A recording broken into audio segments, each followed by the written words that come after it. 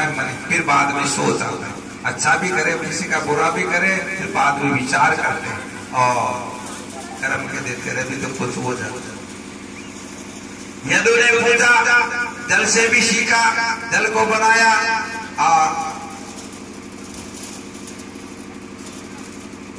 पांचवा अग्नि को बनाया दत्तात्रेय ने गुरु, छठा चंद्रमा को बनाया, सातवां सूर्य को बनाया, आठवां कबूतर को बनाया, नौवां अजगर को गुरु बनाया दत्तात्रेय जी ने, 10वां सागर को गुरु बनाया, 11वां पतंगे को गुरु बनाया, 12वां भौरे को गुरु बनाया,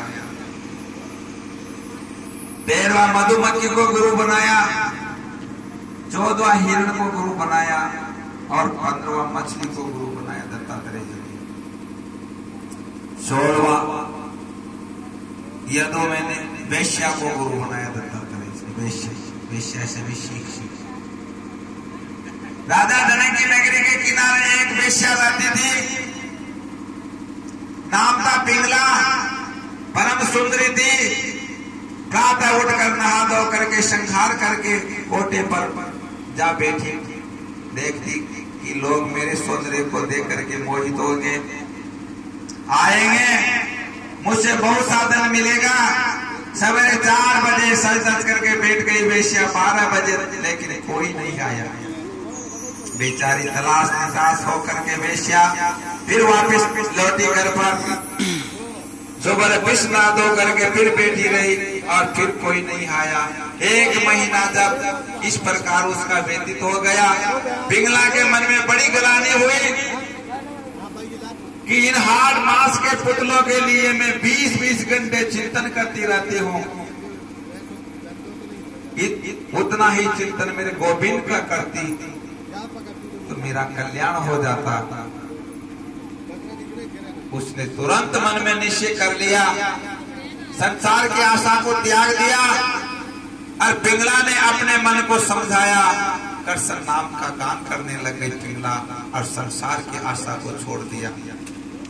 उसके मन में की डोर मेरे गोविंद से जुड़ गई। तो 16वां को दत्तात्रेय जी ने वेश्या को, 17वां कुरट पक्षी को दत्तात्रेय जी कहते हैं, राजा मैंने एक बालक को गुरु बनाया, बालक को भी दत्तात्रेय जी ने गुरु बनाया। दत्तात्रेय जी ने एक महात्मा को अकेला ही रहना चाहिए था, कुमारी कन्या को भी दत्तात्रेय जी ने गुरु बनाया। सर्प को भी गुरु बनाया, मृंगी को भी गुरु बनाया, हाथी को भी गुरु बनाया और लोहार को भी गुरु बनाया। अंतिम गुरु दत्तात्रेय जी ने अपने शरीर को बनाया। भगवान श्री कृष्ण उद्धव से कहते हैं, उद्धव संत के जो लक्षण है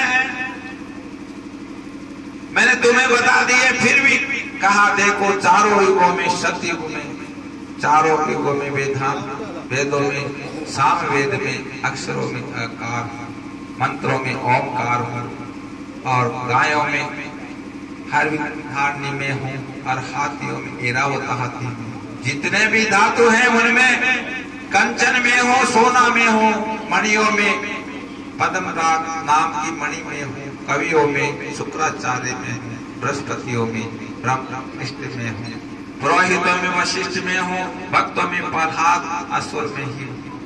ऐसे उद्धव सुनना क्या है, सुनने के बाद उसका चिंतन करो।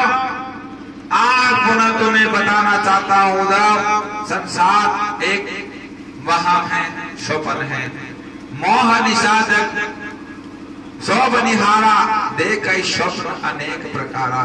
संसार एक स्वप्न है उद्धव, ये संसार भी स्वप्न है, सत्य तो केवल मैं हूँ, मेरा नाम है, आत्मा सत्य है, बाकी सब झूठे। जातो प्रभु दारुण दुख देही, ताकि मति पहले हर जिसको परमात्मा दुख देता है उसकी मति को हर लेता है। परमात्मा जिसको तकलीफ देते हैं उसकी बुद्धि बिगड़ जाती है और यदि उनसे एक दूसरे पर वार करने लगे तलवार खनक उठी धनुष बाण चलने लगे। कृष्ण बलराम समझने लगे, अरे बेटा क्यों झगड़ते हो, क्यों लड़ते हो। लेकिन कन्हैया ने बलराम से कहा, भैया अब तो यही होना है।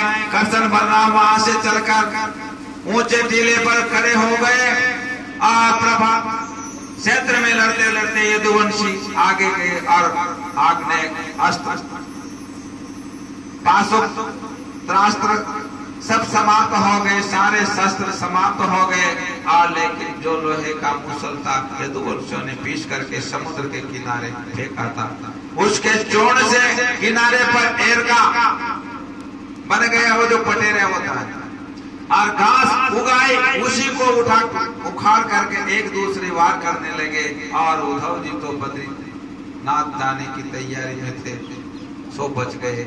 और 99 लाख से ज्यादा जिनकी संख्या थी यदुवंशी लड़ते लड़ते समाप्त हो गए, और 4-5 बचे होते सब समाप्त हो गए। और आज बलराम जी ने भगवान श्री कृष्ण के चरणों में प्रणाम किया, प्रभु मैं तो आपके चरणों का सेवक हूँ, शेषनाग हूँ, आपके इस कृष्ण चरित्र का मैं आपका बड़ा भ्राता बनकर आया हूँ।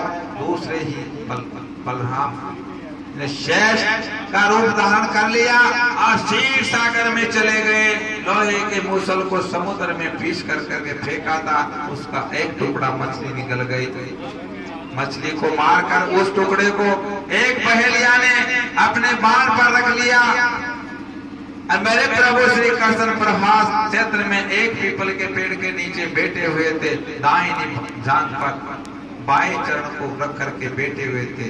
और पहेलिया उसी वक्त मैं डोल रहा था, पहेलिया उसने दूर से मेरे गोविंद के तलवे को देखा और हिरण समझ करके निशाना मारा, बाण मार दिया। जैसे ही बाण गोविंद के तलवे पर लगा, पहेलिया दौड़कर भगवान के चरणों में पड़ गया, गिर गया, बोला ए मुझे कितना बड़ा अपराध हुआ, मुझे दंड दीजिए, मुझे दंड दीजिए महाराज। प्रभु बोले पहेलिया चिंता न करो, मेरी इच्छा के बगैर कुछ नहीं हो सकता, तुम्हारा कर्ज बाकी था वो उतर गया, तुम सीधे सर को जाओ। और कोई संत कहे तो कि सुग्रीव के भाई बाली को भगवान श्री राम ने छुप करके बाण मारा था, शायद वही पहेलिया बन करके आया होगा। श्री कृष्ण का यही भाव था। इतने में ही अर्जुन आए, देख करके कहा, प्रभु आपके श्री चरण में किसने बाण मारा है, किसने ये दुष्टता की है आपसे, किसने दुस्साह किया है आपसे, मैं उसको छोड़ूंगा नहीं। प्रभु बोले अर्जुन गांडीवधारी हो, परम प्रतापी हो, तुम द्वारका जाओ, द्वारका में जितनी भी हमारी पत्नियां हैं उनको लेकर के सीधे वृंदावन जाना। वो सब कुछ दिन किशोरी राधा के चरणों में वास करना चाहते हैं और उनको कल्याण हो जाएगा। अर्जुन रोते रोते और द्वारका जी कृष्ण की पत्नियों को लेकर के वृंदावन की और तरफ जा रहे थे। श्री कृष्ण भगवान भील बन करके आए और अर्जुन से अपनी पत्नियों को चुरा करके ले गए। भगवान अर्जुन को ये बताना चाहते थे कि मेरे बिना तुम्हारा गांडीव भी किसी काम का नहीं था, मेरी ही शक्ति से चलता था तू। इतने में ही दारुण का नाम सारथी आ गया और जिसने जीवन भर मेरे गोविंद का रथ चलाया था, कमंडल में जल भर लाया और कहा द्वारकाधीश क्या हुआ, आपके श्री चरण में बाण किसने लगाया। प्रभु बोले दारुण मैंने तुम्हें कभी अपना सारथी नहीं समझा, तुम तो मेरे मित्र हो। जब भी प्रभु को महल में जाना होता दारुण सारथी प्रभु को रथ से उतार कर महल के द्वार पर तक पहुंचा दिया करते थे। और जब भी भगवान बाहर जाते तो दारुण उन्हें महल के द्वार से लेकर के आता और रथ में बिठा करके इतना प्रभु से प्रेम करता था।